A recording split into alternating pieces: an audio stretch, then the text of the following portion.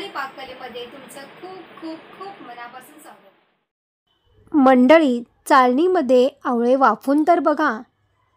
वर्षभर टिकणारी भन्नाट अशी रेसिपी तुमच्यासाठी मी आज घेऊन आलेली आहे. आता मात्र किलो किलो आवळे फस्त होणार. आणि तुम्हाला तर माहितीच आहे, आवळ्यामध्ये विटॅमिन सी भरपूर प्रमाणात असतं आणि आपल्या शरीरासाठी ते खूप फायदेशीर असतं.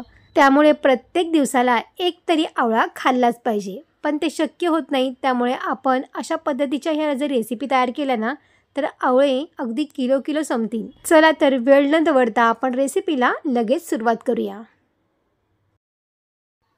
इथे मी अर्धा किलो आवळे स्वच्छ पाण्याने धुवून घेतलेले आहेत. आणि तुम्ही बघू शकताय बघा, जर आवळा जर खराब असेल ना, तर तो आवळ्याचा भाग काढून टाकायचा आहे. थोडक्यात काय आहे, आवळा आपल्याला चांगला बघून घ्यायचा आहे. म्हणजे जो पदार्थ आपण तयार करणार आहोत तो वर्षभर खराब होत नाही, छान टिकतो. आणि हे धुतलेले आवळे आपल्याला कॉटनच्या कपड्याने छान पुसून घ्यायचे आहेत. त्यानंतर एखादी चाळण घ्यायची आहे आणि त्या चाळणीवरती आपल्याला हे आवळे वाफवून घ्यायचे आहेत. तुमच्याकडे जर स्टीमर असेल किंवा कुकरच्या भांड्यामध्ये सुद्धा आवळे वाफवता येतात. पण आपण इथे चाळणीवरतीच हे आवळे वाफवून घ्यायचे आहेत. तर इथे मी कढईमध्ये पाणी ठेवलेलं आहे. पाणी छान गरम झालेलं आहे. तर त्या पाण्यावरती आपल्याला ही चाळण ठेवून द्यायची आहे आणि वरून आपल्याला झाकण ठेवायचं आहे. 10 मिनटं छान वाफवून घ्यायचे आहे. आणि 10 मिनटानंतर तुम्ही बघू शकताय बघा, आवळे आपले छान वाफवलेत आणि तुम्ही पाहू शकताय बघा, ते फुटलेसुद्धा. म्हणजे आवळे छान वाफवून झालेले आहेत. आता हे आपल्याला पूर्णपणे थंड करून घ्यायचे आहेत. आणि थंड झाल्यानंतरच आपल्याला याला मिक्सरमधून एकदा बारीक वाटून घ्यायचं आहे. 15 मिनटानंतर आवळे आपले पूर्णपणे थंड झालेले आहेत आणि यातील बी जी आहे ना, ते आपल्याला काढून घ्यायचे आहे.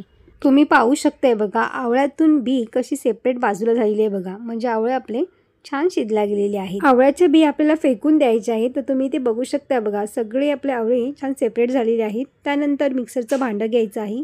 मिक्सरच्या भांड्यामध्ये आपण सगळे आवळ्याच्या फोडी घातलेल्या आहेत.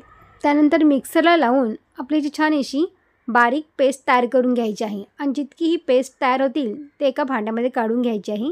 तर इथे मी वाटीमध्ये हे काढून घेतलेलं आहे. तर वाटीमध्ये आपल्याला हे मोजून घ्यायचं आहे, जेणेकरून आपण जी साखर वापरणार आहोत तीसुद्धा आपल्याला समप्रमाणात घ्यायची आहे. तर इथे मी कढई घेतलेली आहे. कढईमध्ये आता हे घालून घ्यायचं आहे. जितक्या आवळ्याची आपण पेस्ट तयार केलेली आहे ना, तेवढे आपल्याला मोजून घ्यायचे आहे. आणि त्याच भांड्याने आपल्याला साखरसुद्धा मोजून घ्यायची आहे. म्हणजे आपली आवळा कँडी इथे आपण तयार करणार आहोत. आता तुम्हाला कळालं असेल की आपण आवळ्यापासून कँडी तयार करणार आहोत. आणि खरंच ही वर्षभर टिकणारी आवळा कँडी तुम्ही नक्की बनवून ठेवा. लहान मुलं कधी चॉकलेटचा हट्ट करतात, काही गोड खायचं वाटलं तर तुम्ही त्यांना ही कँडी देऊ शकता. आणि आपल्या शरीरासाठी सुद्धा हा आवळा खूप गुणकारी असतो. तर यामध्ये इथे मी चवीनुसार मीठ घातलेलं आहे. सेंधव मीठ आणि इथे आपल्याला काळं मीठ, हे दोन्हीही मीठ मी इथं वापरलेले आहे. त्यानंतर 1 चमचा चाट मसाला वापरलेला आहे. काश्मीरी मसाला आपल्याला फक्त रंगासाठी घ्यायचा आहे. आणि त्यानंतर याच्यामध्ये जायफळ पावडरसुद्धा घातलेली आहे. सगळं हे मिश्रण असं मिक्स करून घ्यायचं आहे. आणि 2-3 मिनटासाठी आपल्याला सतत असं हलवत राहायचं आहे. साखर विरघळेपर्यंत आपल्याला सतत हे मिश्रण हलवत राहायचं आहे. या कँडीमध्ये चाट मसाला आवर्जून घाला. त्यामुळे ना आपल्या या कँडीची चव मात्र मस्त एकदम चटपटीत लागते. तर इथे मी जायफळ थोडंसं मी इथे किसणीवरती किसून घातलेलं आहे. थोडंसं मला कमी वाटतं आहे, त्यामुळे मी थोडंसं जायफळ याच्यामध्ये किसून घातलेलं आहे. हिवाळ्यामध्ये जायफळसुद्धा अगदी आवर्जून खाल्लं पाहिजे. आता सगळं मिश्रण आपल्याला व्यवस्थित असं मिक्स करत एक दाटसरपणा येईपर्यंत आपण याला मिक्स करत राहायचं आहे. आणि त्यानंतर 1 चमचा यामध्ये तूप घातलेलं आहे. आणि 1 चमचा मी त्यामध्ये कॉर्नफ्लॉवर घातलेला आहे. तर कॉर्नफ्लॉवर मी थोड्याशा पाण्यामध्ये 1 चमचा मिक्स करून याच्यामध्ये घातलेलं आहे. पण हे मी व्हिडिओमध्ये दाखवू शकले नाही, माझ्याकडून हा व्हिडिओ थोडासा स्किप झालेला आहे. पण तुम्ही मात्र कॉर्नफ्लॉवरची पेस्ट आवर्जून घालायचे. 1 चमचा कॉर्नफ्लॉवर पाण्यामध्ये थोड्याशा मिक्स करायचं आहे. आणि त्यामध्ये आपल्याला हे बाइंडिंगसाठी घालायचं आहे. त्यामुळे बाइंडिंग छान होते आणि आपली कँडी छान व्यवस्थित सेट होते. कॉर्नफ्लॉवर घातल्यामुळे ह्याला दाटसरपणा आलेला आहे. आणि आता आपल्याला गॅस बंद करायचा आहे. आणि त्यानंतर एखाद्या ताटलीमध्ये आपल्याला हे मिश्रण ओतून घ्यायचं आहे. ताटाला तेल किंवा तूप लावलं नाही तरीही चालेल. आता हे सगळं मिश्रण आपल्याला व्यवस्थित असं मिक्स करून घ्यायचं आहे. आणि एखाद्या पॅच्युलरच्या सहाय्याने आपल्याला सगळं व्यवस्थित असं पसरून घ्यायचं आहे. तुम्हाला जाड पातळ कशा पद्धतीचे कँडी हवेत त्या पद्धतीने तुम्ही हे असं मिक्स करून व्यवस्थित थापून घ्यायचं आहे. व्यवस्थित पसरून घेतल्यानंतर आपल्याला हे मिश्रण पूर्णपणे थंड करून घ्यायचं आहे आणि त्यानंतर सुरीच्या साहाय्याने आपल्याला हे कट करून घ्यायचं आहे. तर थोडंसं इथे थंड झालेलं आहे. आता आपण सुरीच्या साहाय्याने थोडंसं कट करून घ्यायचं आहे. तुम्हाला ज्या पद्धतीने लहान मोठ्या कँड्या हव्या असतील ना, त्या पद्धतीमध्ये तुम्ही हे कट करून घेऊ शकता. पण आता आपल्याला हे कट करून झाल्यावरती लगेचच आपल्याला काढायचं नाही आहे. ते पूर्णपणे थंड करायचं आहे. 2 ते 3 तासासाठी तुम्ही सेट करून ठेवलात ना, किंवा रात्री करून ठेवलात आणि सकाळी जरी तुम्ही ह्या कँडे काढल्यात ना, तरीसुद्धा चालेल. मस्तपैकी एकदम सेट होतात.